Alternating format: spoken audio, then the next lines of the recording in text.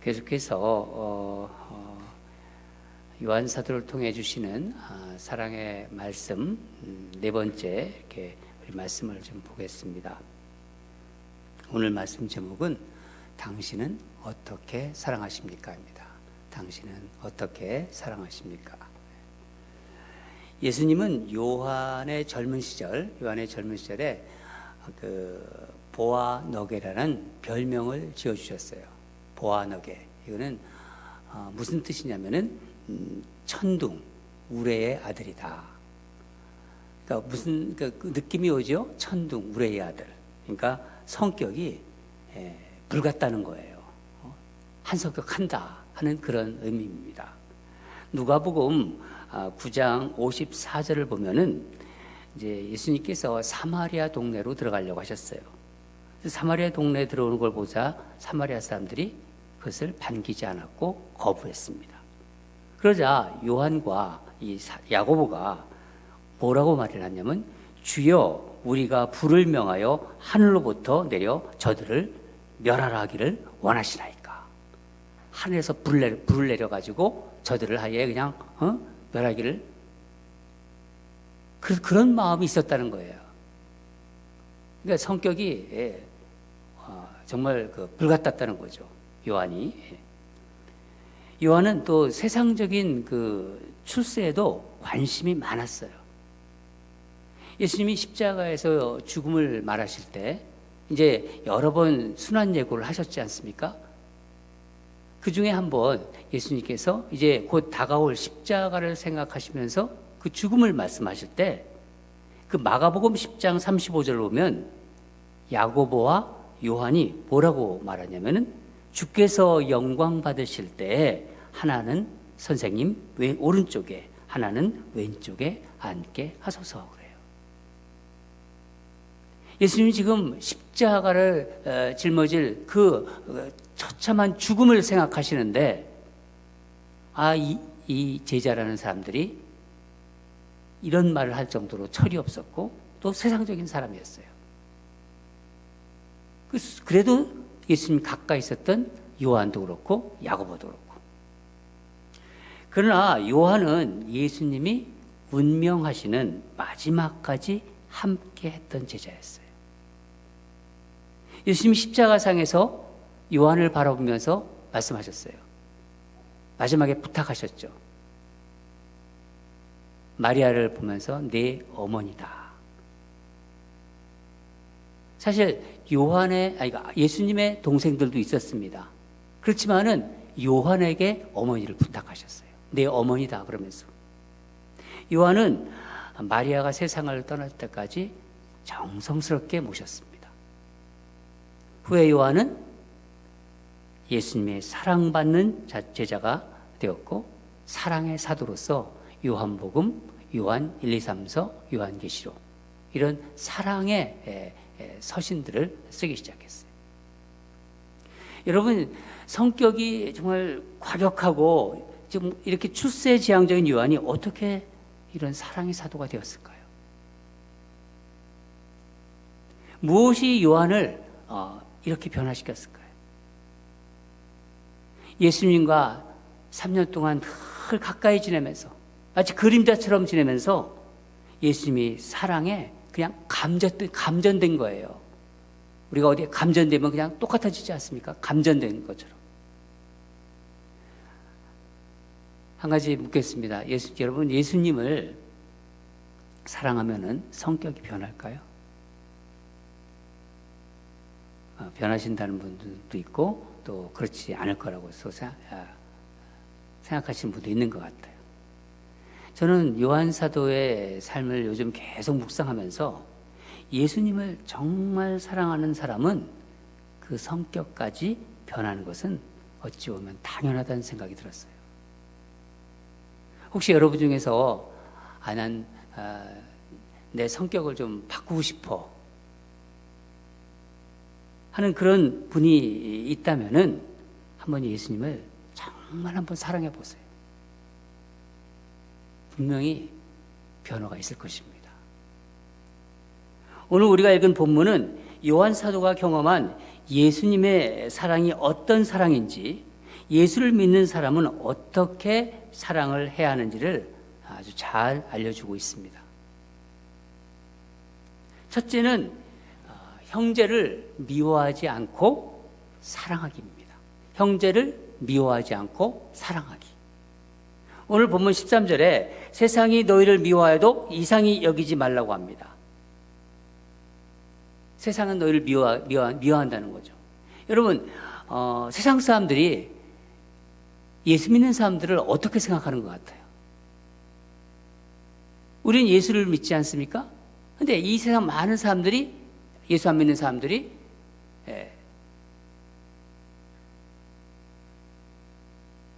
우리를 어떻게 생각하는지 여러분 한번 생각해 보셨습니까? 아마 대충 아실 거예요. 그리 예수 믿는 사람들을 그렇게 좋아하지 않습니다.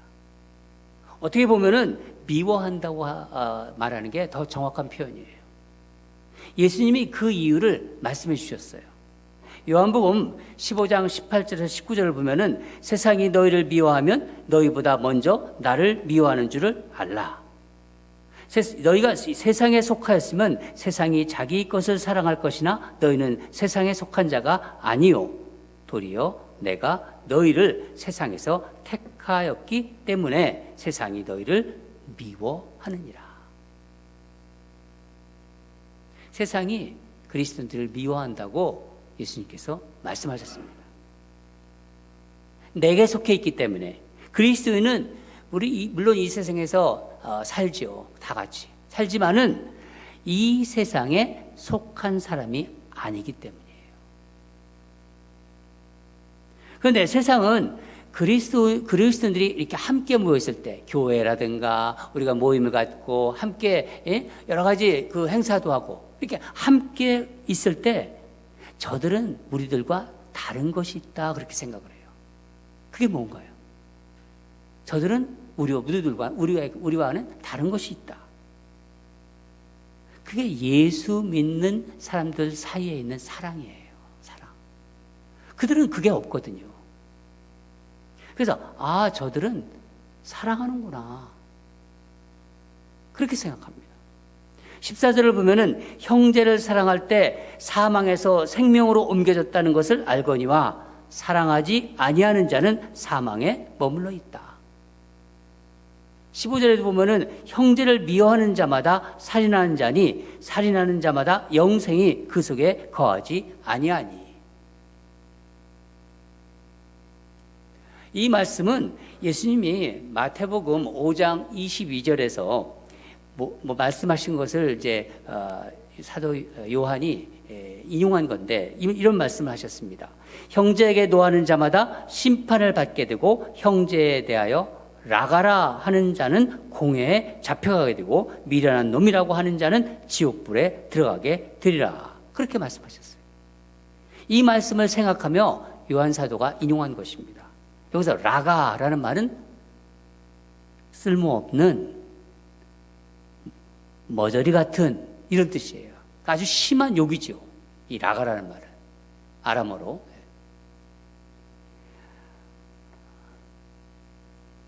여러분, 사람을 죽이는 것을 살인이라고 합니다. 예수님은 형제 자매에게 그 노를 노하고 미워하는 것도 살인하는 것을 살인한다고 말씀하셨어요. 사람을 실제 죽이는 게 아니라 그 사람을 미워하는 것, 형제 자매를 미워하는 것도 살인이라고 말씀하셨습니다. 그렇다면 형제나 자매에게 미운 감정이 들잖아요. 그러면 모두가 살인한 건가요? 아니 미운 짓 하면은 밉잖아요. 그러면 예수님 말씀대로라면은 그러면 다 살인한 건가요? 이게 무슨 말씀이죠, 그러면? 여기서 미워하다는 말은 순간적으로 저 사람이 미운 짓을 했을 때 미워하는 감정을 갖는 것이 아니라 지속적으로 미워하는 상태를 말하는 거예요. 지난번에도 한번 말씀드렸죠? 순간적으로 미워하는 감정 있을 수 있어요. 아니, 정말 미운 짓 하는 사람 있잖아요. 그러면 당연히 미운 마음이 들죠. 그러나 계속 미워한다. 아주 사람을 경멸하면서 끊임없이 미워한다. 그러면요, 그 사람 안에 예수님이 없다는 거예요. 자신이 나는 예수 믿어, 나는 교회 다녀, 그러더라도요, 그 사람 안에는 성령이 없다는 말씀입니다. 여러분 중에 혹시 이 말씀을 들으면서 해결되지 않은 어떤 미움의 쓴뿌리가 내게 있다 하는 그런 분이 있나요?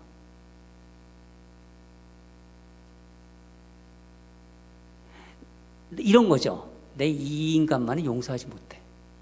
내 이 인간은 절대로 용서 안 돼. 이런 마음을 가지고 살아가시는 분이 있나요? 근데 교회를 다녀요. 누군가를 계속해서 미워하면서 교회를 다니고 신앙생활을 하는 것은요, 사실 눈 가리고 앙호하는 거예요. 아무리 교회를 다녀도요, 아무런 능력이 나타나지 않아요. 그런 사람들에게는. 왜냐하면 이 손바닥으로 하늘을 가리고 있는 거나 마찬가지예요. 미운 감정을 가진 채로 신앙생활을 하는 거예요. 미움이 영에 사로잡힌 채로 기도하는 것과 같은 거예요. 기도를 하는데 사람을 미워하면서 기도하는 거예요. 그러니까 하나님이 들으시는데 그 하나님이 어떻게 응답하시겠습니까? 주님이 다 아시고 있는 겁니다. 그럼 어떻게 이런 미움의 영에서 벗어날 수 있을까요? 나 같은 자를 위해서 십자가에 주신 예수님의 사랑을 경험하기를 간절히 구해야 돼요. 기도하며 성령님의 도움을 간청하시기 바랍니다. 미워하는 마음이 올라와요. 미워하는 마음이 막 들 때마다, 어떻게든 증오하는 마음이 들 때마다 나 같은 자를 위해서 죽으신 예수님을 생각하며 십자가를 바라보는 겁니다. 십자가는요, 미움의 담을 무너뜨립니다. 저 사람과 나 사람 사이에 견고하게 세워져 있는 그 미움의 담을 십자가의 피가 무너뜨린다는 거예요. 내 힘으로는 안 되는 거예요. 내가 아무리 사랑하려 해도 안 됩니다. 성령님이 도와주셔야 됩니다. 십자가를 바라보며 간구할 때 성령께서 미움의 영에 사로잡혀 있는 내 영을 보시고 도우세요. 사랑의 영을 부어주십니다. 16절을 보면 요한 사도는 이제 한 걸음 더 나아가 그가 우리를 위하여 목숨을 버리셨으니 우리가 이로써 사랑을 알고 우리도 형제를 위하여 목숨을 버리는 것이 마땅하다고 합니다. 아니, 형제를 위해서 목숨까지 버리는 게 마땅하다. 참 오늘 말씀 너무 이렇게 이게 아주 너무 아주 그냥 돌직구죠. 막 그냥. 어떻게 이게 가능할까요? 근데 이 말씀을 알려면요, 배경을 알아야 돼요. 말씀이 되자면 그 말씀의 배경을 알아야지 정확하게 우리가 말씀의 의미를 파악할 수 있습니다. 주후 예수님 돌아가신 후 1세기에 도메티안 황제 때 기독교에 대한 핍박이 아주 절정에 달했어요. 그러니까 로마 제국은 황제 숭배를 이제 통치 수단으로 삼아가지고 그리스도인을, 그러니까 황제를 숭배하지 않는 그리스도인을 본보기로 이제 처형하기 위해서 이 색출하기 시작했어요. 그리스도인을 막 잡기 시작했습니다. 그러니까 그리스도인을 한 병 잡잖아요. 잡으면은 이 사람을 고문해요. 고문하면 순순히 그리스도인들이 마치 줄줄이 이제 따라 나올 것처럼 생각을 하고 고문하기 시작했는데 아주 극심한 고난을 받아도 심지어 맹수에게 이제 집어 던져요. 그러면은 불겠지. 그걸 보면서. 그런데 이 그리스도인들이 그렇게 죽어가면서까지 예수 형제, 자기들의 형제 자매의 이름을 부르지 않는 거예요. 형제를 위해서라면은 기꺼이 죽을 수도 있다. 그래서 이 말이 나온 겁니다. 그런 사람에게 미워하는 마음은 없죠. 설 수가 없는 거예요. 저는 이 말씀을 준비하는 가운데 오래전에 한동안 교제했던 집사님 부부가 이렇게 떠올랐어요. 이 집사님 부부는 1980년도, 80년대 이제 좀 두 아들과 딸을 교육을 좀 잘 시키려고 이민을 오신 거예요. 목적이 교육을 잘 시키기 위해서. 그러니까 아들과 딸을 이제 교육 잘 시키기 위해서 미국으로 이민 오신 거예요. 아주 성실하고 일을 참 열심히 하셨습니다. 그런데 사업이 이제 잘 되고 그랬는데 사업을 이제 점점 확장하는 가운데 있어서 과정에서 아주 철석같이 믿었던 가까운 사람에게 그만 사기를 당했어요. 가지고 있던 돈을 다 잃고 재산도 다 잃어버린 거예요. 그나마 조금이라도 건져보려고 막 무진 애를 썼는데 하나도 되돌릴 수가 없는 거예요. 되찾을 방법. 마음이 무너지고 허탈하고 내가 왜 살았는지 여태까지 이게 뭔지 막 허무하고 사기친 사람에 대한 그 증오감이 막 너무나 이제 막 커서 자다가도 막 벌떡벌떡 일어나고 잘 수가 없고 매일매일 술을 마시고 집에는 술병들이 막 쌓아가지고 그 미움과 원망이 집안에 가득하고 아내는 당신이 변변치 못해가지고 그렇게 사기를 당했다고 그렇게 원망하기 시작하고 남편을 원망하기 시작하고 그런 분위기 속에서 아들, 딸들이 어떻게 했을까요? 집을 나갔어요. 애들이. 공부 안 하고 집을 나가버린 거예요. 방황하기 시작한 거죠. 그야말로 가정이 그냥 막 지옥 같았대요. 이 집사님은. 그냥 살 소망이 없는 거예요. 살아서 뭐해? 그냥 죽을 수만 있다면 그냥 죽고 싶었대요. 그러던 어느 날 친구가 찾아와서 그런 소식을 들었겠죠. 친구가 찾아와서 너 이러다 정말 너 죽어 그러더래. 너 이러다 너 정말 죽어. 이렇게 살다가 그러면서 나랑 같이 교회 가자 그러더래. 너 나랑 같이 교회 가자. 근데 그 친구를 보면서 이 집사님이 하는 말이 나도 너도 나 사기치려고 그랬대요. 그러니까 다 의심덩어리예요. 속고 나니까 모든 게 그냥 사람들을 다 믿을 수가 없는 거예요. 그때 그 친구가 하는 말이 그래 나는 죄 많은 인간이라 너를 사기칠 수도 있어. 그러나 예수님은 모든 것을 아시는 분이고 세상에서 유일하게 믿을 수 있는 분이야. 그러더래요. 그러면서 우리 예수 만나러 가자. 아주 끈질게 매일매일 집에 찾아와가지고 끈질기게 너 살아야 된다 그러면서 교회 가자는 거예요. 집사님은 할 수 없이 그 친구의 끈질긴 요청에 할 수 없이 이제 교회에 거의 끌려나가기 시작한 거예요. 근데 교회 처음 나가서 말씀을 듣는데 아니 원수를 용서하래요. 그날따라 아주 속에서 불이 나더래요. 원수를 용서하라. 화가 더 치밀어 오르더래요. 교회를 다니긴 다니지만은 아무런 느낌이 없는 거예요. 말씀이 전혀 들어오지 않고 마음은 여전히 힘들고 걷잡을 수가 없는 거죠. 그러던 어느 주일 귀에 들어오는 한 말씀이 있었대요. 그 말씀을 이 집사님이 얘기하더라고요. 수고하고 무거운 짐진 자들아 다 내게로 오라. 내가 너희를 쉬게 하리라. 근데 이 말씀이 집사님 마음에 들어오면서 자신도 모르게 눈물이 이렇게 흐르는 게 느껴졌대요. 내가 왜 울고 있지? 그랬대요. 그리고 마음이 이상스럽게 이렇게 편안해졌대요. 거의 죽을 것 같았는데 늘 화 때문에 미움 때문에 증오 때문에 죽을 것 같았는데 어디 하나 편한 구석이 없었는데 마음이 편안해졌대요. 그 술을 멀리하게 되었고 그리고 놀라운 것은 아니 그렇게 미워하던 그 사기친 사람 그 사람 얼굴만 봐도 막 그냥 치를 떨었는데 아니 그 사람이 불쌍해 보이더래요. 처음으로 사람이 불쌍해 보인 거예요.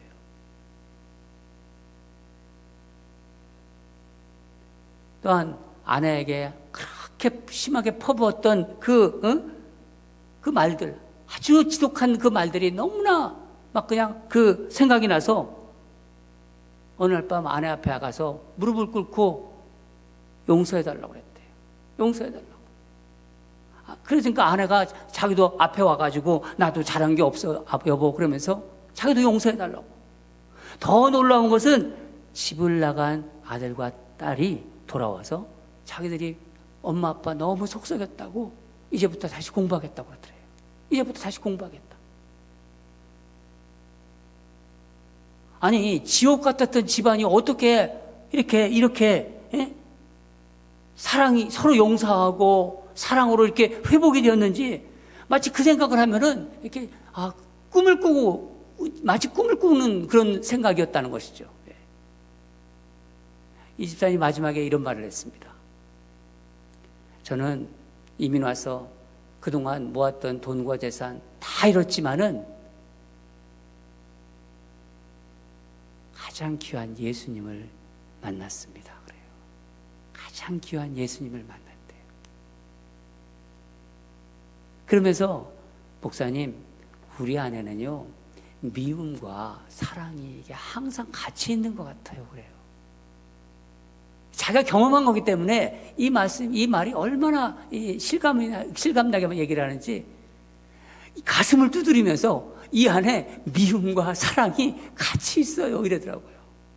저는 오랫동안 미움의 영에 사로잡혀 살았던 것 같아요.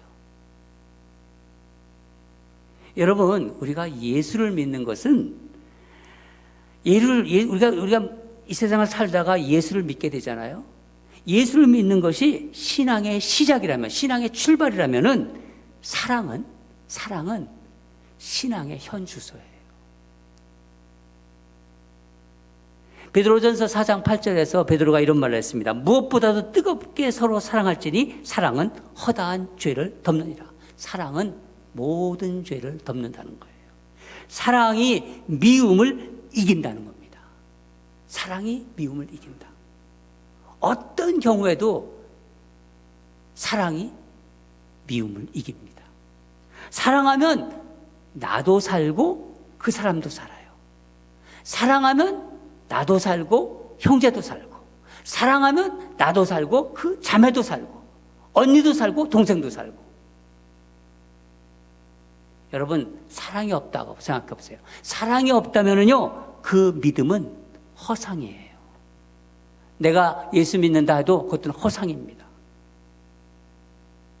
예수님께 속한 사람이 아니에요. 두 번째는 사랑하되 진실하게 사랑하기입니다. 사랑을 하되 진실하게 사랑하기. 여러분, 이 세상에는요 온갖 유사품들이 많아요. 그렇죠? 왜 보통 우리가 짝퉁이라고 그러잖아요. 원래 그 원조가 있고 다 이렇게 비슷비슷한 짝퉁들이 있고, 이 사랑도 그래요. 가짜가 있습니다. 사랑에도 가짜가 있어요. 그러나 그리스도인들이 하는 사랑은 세상 사람들이 하는 사랑과는 다릅니다. 아니, 달라야 되는 거예요. 우리는 진짜 사랑을 하는 사람들이에요. 그리스도인들은 진짜 사랑을 하는 사람들입니다. 요한일서 4장 10절에 사랑은 여기 있으니 우리가 하나님을 사랑한 것이 아니요 하나님이 우리를 사랑하사 우리 죄를 속하기 위하여 화목제물로 그 아들을 보내셨습니다. 사랑은 여기 있다. 이게 무슨 부분인가요? 사랑은 여기 있다. 무슨 말씀인가요? 진짜 사랑이 여기 있다는 거예요. 유사품들이 많은데 세상에는 진짜 사랑이 여기 있다. 유사한 사랑들이 많다는 거죠. 근데 진실된 사랑이 여기 있다.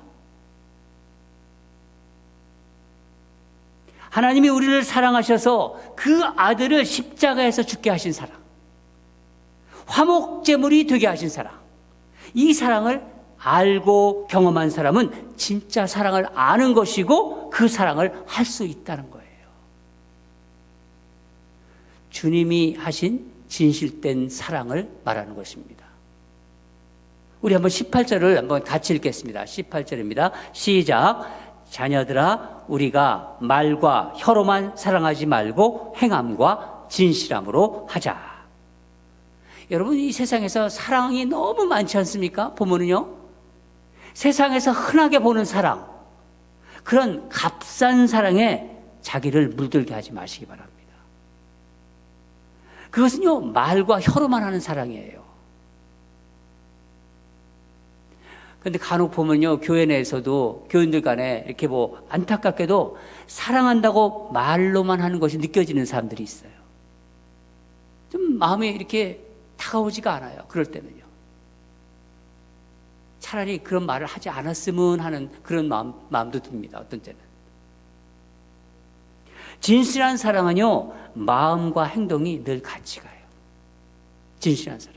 17절을 보면 누가 이 세상의 재물을 가지고 형제의 궁핍함을 보고도 도와줄 마음을 닫으면 하나님의 사랑이 어찌 그 속에 거하겠느냐. 아니, 내가 물질이 있어요. 내가 재산도 있고 돈도 있고 그런 물질이 있는데도 어려운 형제 자매가 눈앞에 있는데 돕고자 하는 마음이 없다. 근데 예수를 믿는다? 아니라는 거예요. 이 요한 사도는. 그 사람 안에 하나님의 사랑이 없다는 거예요. 실제로 나에게 궁핍한 형제나 자매를 돕고자 하는 마음이 있느냐, 없느냐. 이게 중요한 겁니다. 내가 얼마나 가졌느냐, 얼마나 덜 가졌느냐, 이게 중요한 게 아니라 내 마음속에 형제를 돕고자, 자매를 돕고자 하는 그런 긍휼한 마음이 있느냐, 없느냐, 이게 중요한 것입니다. 비록 작은 것이라도 나누는 게 사랑입니다. 여러분, 사랑은 내가 이렇게 넉넉한 어떤 지갑에서 나오는 게 아니에요. 넉넉한 마음에서 나오는 거예요. 이 마음을 누가 심어줬죠? 예수님입니다.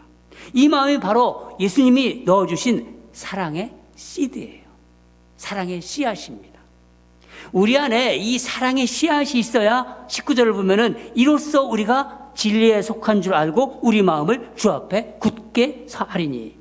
이게 무슨 말씀인가요? 이 사랑의 씨앗이 있는 사람은 주님 앞에 설 수 있는 확신을 가질 수 있다는 거예요. 왜 그렇죠? 왜? 그 사랑이 진실하기 때문에. 주님 앞에 설 수 있는 확신이 있는 거예요. 떳떳하죠. 주님이 씨앗이 내가 있겠으니까. 그 사랑을 나도 하고 있으니까. 여러분 가운데 제가 표정을 보니까 죄송하지만은 여러분 가운데 혹시 마음이 좀 불편하신 분도 계실 것 같아요. 이 말씀을 지금 듣고서 아마 나는 그렇게 하지 못해. 나는 그렇게 하지 못해. 나는 그렇게 하지 못하니까. 나는 과연 주님이 보시기에 사랑하며 사는 걸까? 난 지금까지 내가 예수를 믿는다고 했지만은 나는 정말 주님 보시기에 내가 사랑하며 사는 것일까? 그런 마음이 들 수가 있잖아요. 자신을 그렇게 책망하시는 분이 있을 거예요. 물론 그렇게 생각할 수 있겠지만은 그 자책하는 마음이 내가 있다면은 그게 바로 여전히 주님이 그분과 함께 하신다는 증거이기도 한 거예요. 20절에 보면은 이는 우리 마음이 혹 우리를 책망할 일이 있어도 하나님이 우리 마음보다 크시고 모든 것을 아시기 때문이다. 하나님이 내가 지금 내가 근심하는 것, 나는 그렇게 살지 못했어. 나는 하나님이 믿는다고 하지만은 나는 좀 마음에 가책이 들어, 양심에 가책이 들어. 이 근심보다 크세요, 하나님은. 그리고 우리를 내가 생각하는 나보다 하나님이 나를 더 잘 아세요. 그 말씀입니다. 우리를 더 잘 아시기 때문이에요. 그러니까 뭐냐요? 이미 그분 안에는 내가 그런 자책하고 있는 분이 계시다면은 그분 안에 이미 성령님이 역사하고 있는 거예요.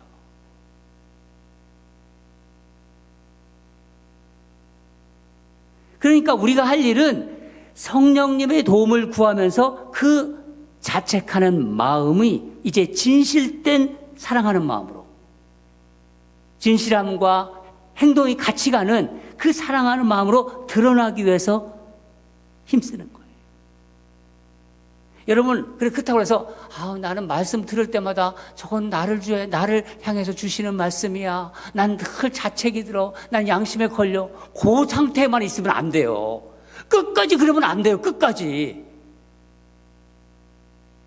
나도 저런 행함과 진실함이 있어야 하는데 하는 그런 마음에 머무시면 안 된다는 겁니다.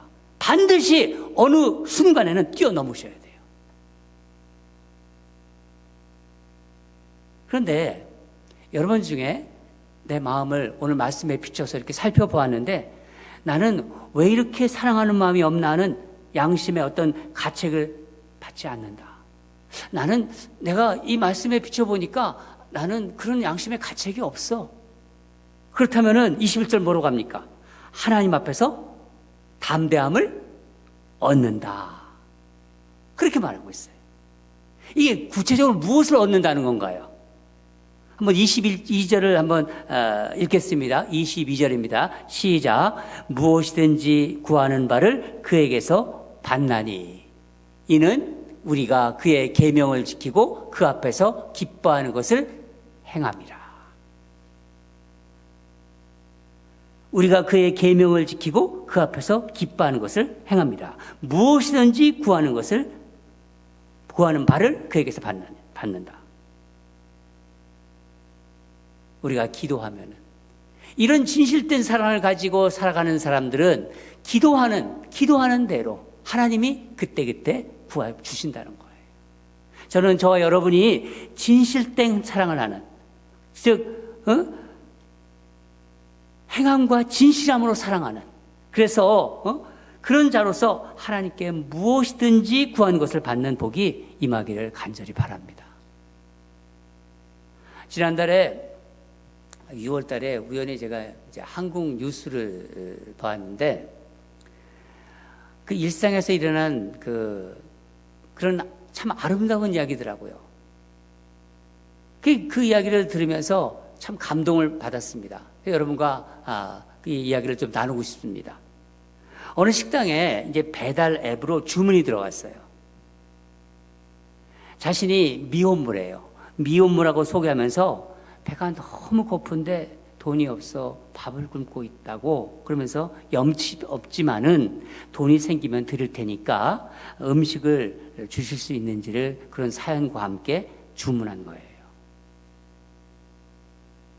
주인이 이런 일들이 이게 드문 일이 아니거든요. 이런 일이 너무 많으니까 그냥 넘어갈까 하다가 이 사연이 계속 마음에 쓰인 거예요. 주인이. 그래가지고 주문한 음식을 보내주었답니다. 그리고 며칠 뒤에 그 미혼모가 식사값과 함께 감사하다는 메모를 이제 보내왔어요. 근데 주인은 그 미혼모가 계속 마음이 쓰이는 거예요. 그래서 아내와 함께 이제 그 미혼모를 찾아갔습니다. 만나보니까 그녀는 19살 된 청소년이었어요.